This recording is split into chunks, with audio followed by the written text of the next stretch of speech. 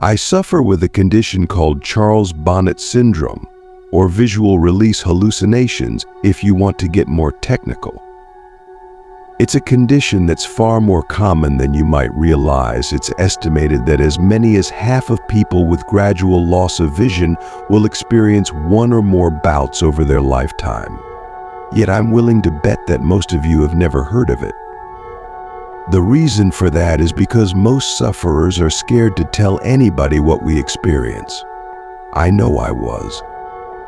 But I'm getting ahead of myself. My name is Andrew and I'm 26. 2 years ago, I woke up with awful blurred vision. Every single edge and detail clouded, as if somebody had smeared Vaseline on a camera lens. It never got better.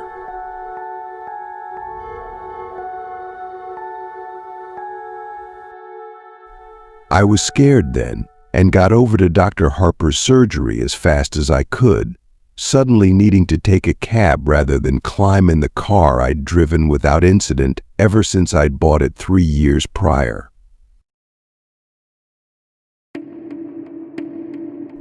The doctor did some tests, asked me some questions. Have you been much thirstier lately? How often do you urinate? How would you describe your tiredness levels?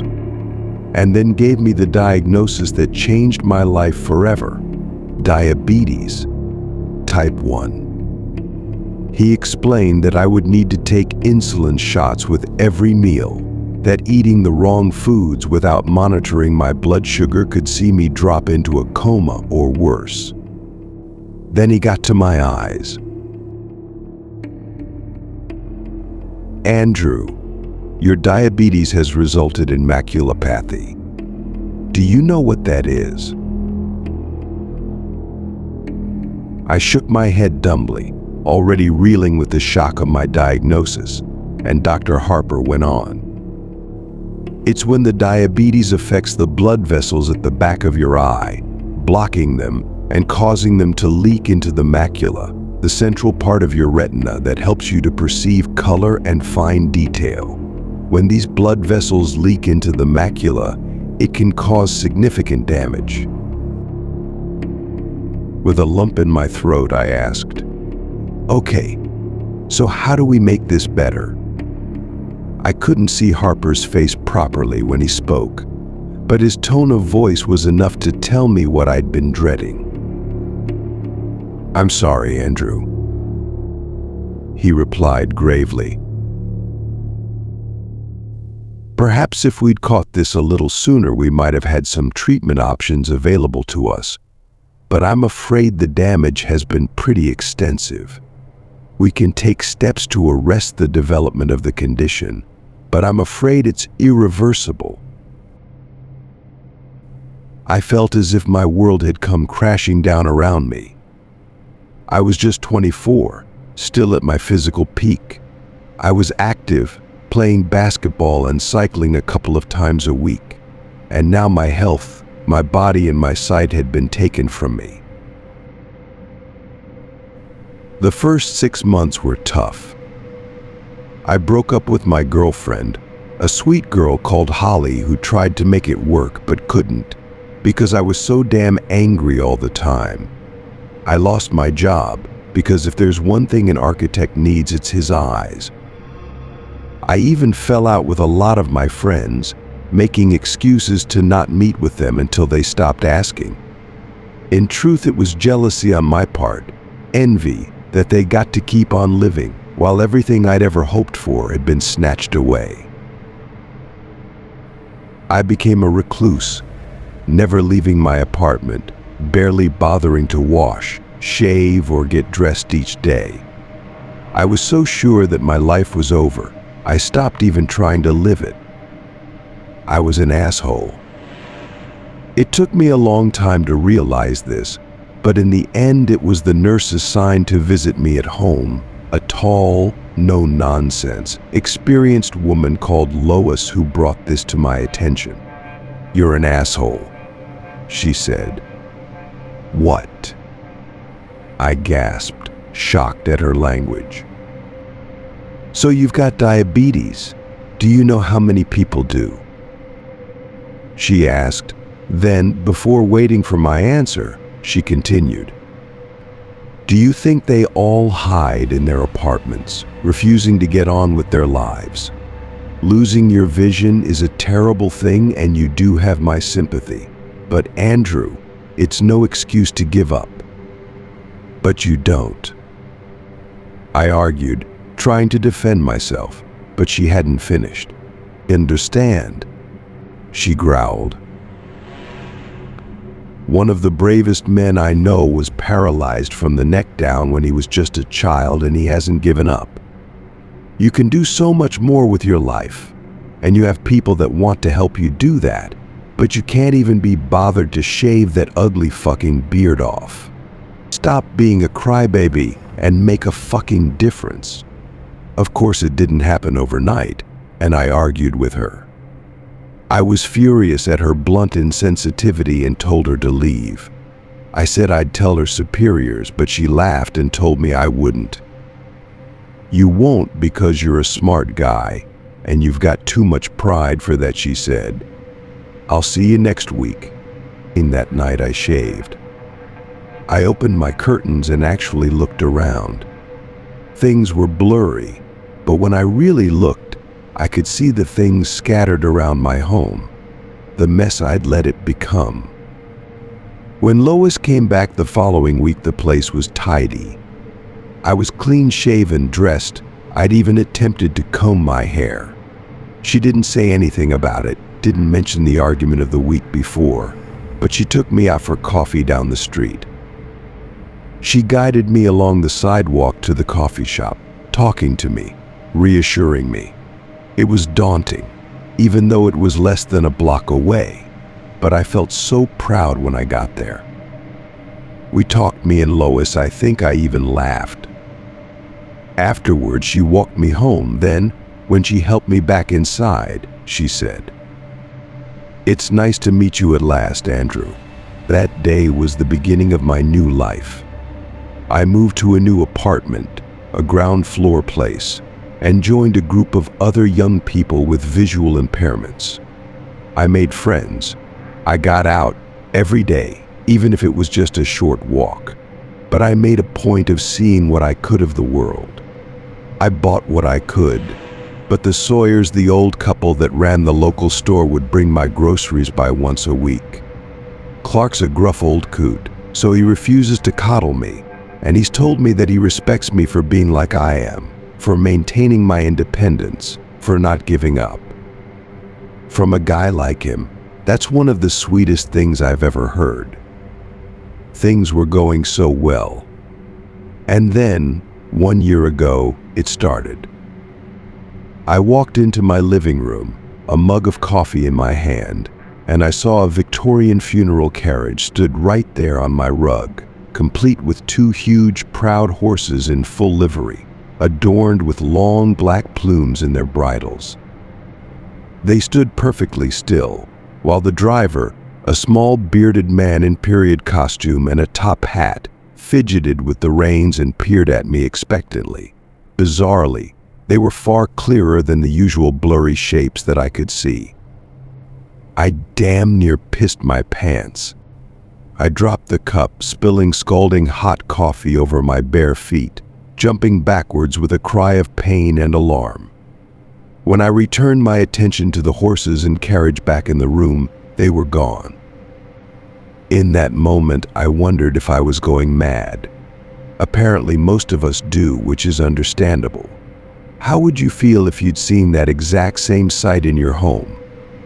Unless you're Jack the Ripper, I imagine many of you do not have a coach and horses just laying around. I certainly didn't. Eventually, after much quiet swearing to myself, and more than a little self-delusion, I managed to convince myself that I had not seen what I thought I had, that it was merely a very vivid daydream.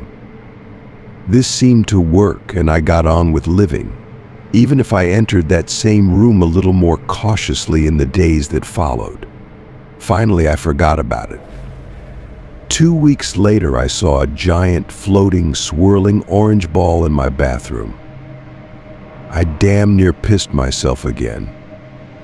I stood staring at it, this bizarre, rotating, levitating globe that was a little larger than a beach ball hanging in midair over my tub, open-mouthed for a full 10 seconds, before finally screwing my eyelids tightly closed and whispering to myself, "That isn't there. That isn't there." After 5 seconds, I opened my eyes again. It wasn't there. Have you ever had cause to doubt your own sanity?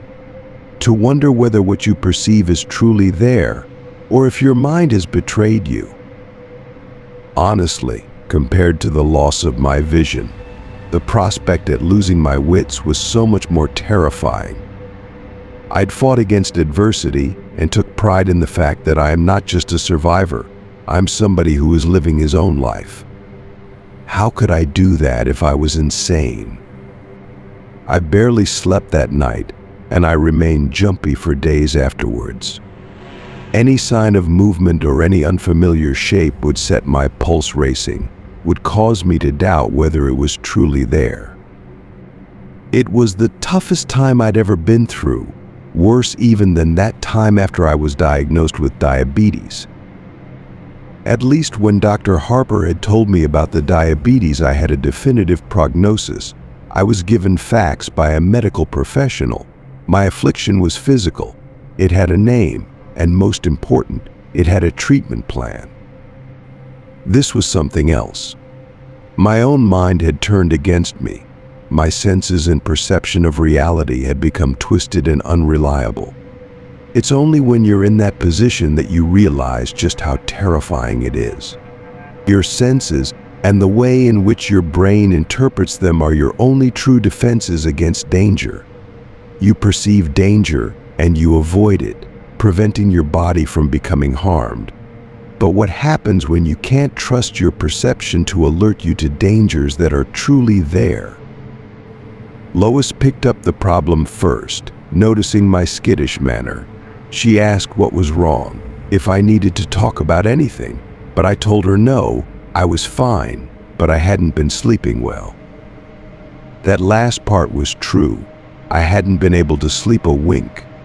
Just the very thought of being institutionalized, spending the rest of my days a sedated, blue pajama-clad zombie in a white room with only the echoing cries of my fellow inmates for company terrified me beyond measure.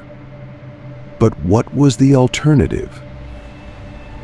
Live life as a risk to myself and others. Ultimately, I chose to ignore it. I reasoned that if I was able to function around other people without them realizing what was going on, that was good enough. A full month passed before the next incident, and I really did think that maybe I'd put this whole mess behind me. With every passing day, my confidence had grown, so that Wednesday morning, I'd stepped out onto the sunny street feeling pretty carefree. Each Wednesday, I'd treat myself to a latte down at Joe's, the same coffee shop that I'd visited with Lois. It was a custom that gave me a great deal of pleasure, one that had seen me forge friendships with other regulars, as well as the staff, including Joe himself. As I made my way down the street, white stick in hand, I glanced about me, taking in the colors and shapes of the world around me. I enjoyed the feel of the sun on my face and the sounds of the birds singing. It was a good day. Then I saw them. A party of pilgrims, 6 of them, all dressed in settler-era attire, sitting cross-legged on the asphalt. They didn't look at me. Instead, they were engaged in a heated, yet strangely silent, conversation. I froze, staring at them. Still they argued, gesticulating furiously at one another. However, I couldn't hear their angry voices, despite the fact that, judging by their ill temperament, they must be screaming at one another. Paralyzed by shock, the white stick fell from my numb fingers, clattering onto the sidewalk. I turned to leave, desperate to flee from the haunting sight of the colonists in the road, but I was so panicked in such a hurry that I stepped on my cane. It rolled underfoot, and before I knew it, I pitched over, tumbling to hard ground below. I didn't quite break my fall in time, banging my cheek hard on the floor and skinning my palms. I heard a cry from a passerby, a friendly, concerned woman who rushed to my side. She knelt beside me, helping me up, applying a Kleenex to my throbbing cheek, which she informed me was now bleeding. I tried to tell her that I was okay. There was nothing to worry about, but this good Samaritan insisted on driving me to Dr. Harper's office to get my injuries looked at. Now I think back to it, I'm pretty sure that she knew my obvious distress was nothing to do with the fall. At the time I was embarrassed and angry, but now I realize I owe her a debt of gratitude. Without her intervention, I don't know how much longer this would have gone on before I cracked up and ended up in an asylum after breaking down through sheer stress. Andrew, why don't you tell me what happened? Dr. Harper asked, gently dabbing at my cheek with disinfectant. I explained that I'd just lost my balance, that no harm was done, but I think he saw through my feeble protestations to my underlying agitation. He didn't press, he didn't force the matter, he simply asked what might have caused my clumsiness. Then he asked how I'd been as of late. When I'd finished mumbling my way through the most non-committal answer I could muster, he placed a gentle, reassuring hand on my shoulder. Andrew, he repeated gently, why don't you tell me what happened? I burst into tears. I told him how scared I was, how I'd fought so hard for my independence, and now I knew it would be taken from me. He listened patiently, then asked me to tell him why I ever thought that. I paused then, took a deep breath and thought about it. This was the point of no return. But really, what other option did I have? So with tears running down my cheeks, I told Dr. Harper everything. I told him about the horse and carriage, the orange globe and the pilgrims. I told him how I'd been living each day in fear, how I was terrified that I was losing my mind. Dr. Harper thought for a while. Then he said, Andrew, I don't think you are losing your mind. The sense of relief at that moment was so powerful it overwhelmed me, rendering me speechless. You say that even though you've seen these things, you've never heard any noise from them. Have you detected any odors or experienced any other physical sensations, such as touching them? I shook my head no, and he patted my shoulder once again. Andrew, have you heard of Charles Bonnet syndrome? He asked. Charles Bone. Who? I asked, confused by this sudden, unexpected turn of conversation. Okay, let me explain, Dr. Harper said kindly. Charles Bonnet was a Swiss naturalist who was born in the 1700s. He discovered a curious condition in his elderly grandfather, who was nearly completely blind due to cataracts. The old man regularly experienced visual hallucinations, including random patterns and even people and places. Sound familiar? Yes, I replied, still confused. Am I suffering dementia? No, Andrew, not at all. Dr. Harper reassured me. Do you know how perception works? In layman's terms, your eyes take in light via the iris and pupil, which is then processed via the retina and translated into electrical signals which are decoded by the brain, which simply organizes these signals into a recognizable image. With me so far? I nodded, finally starting to understand.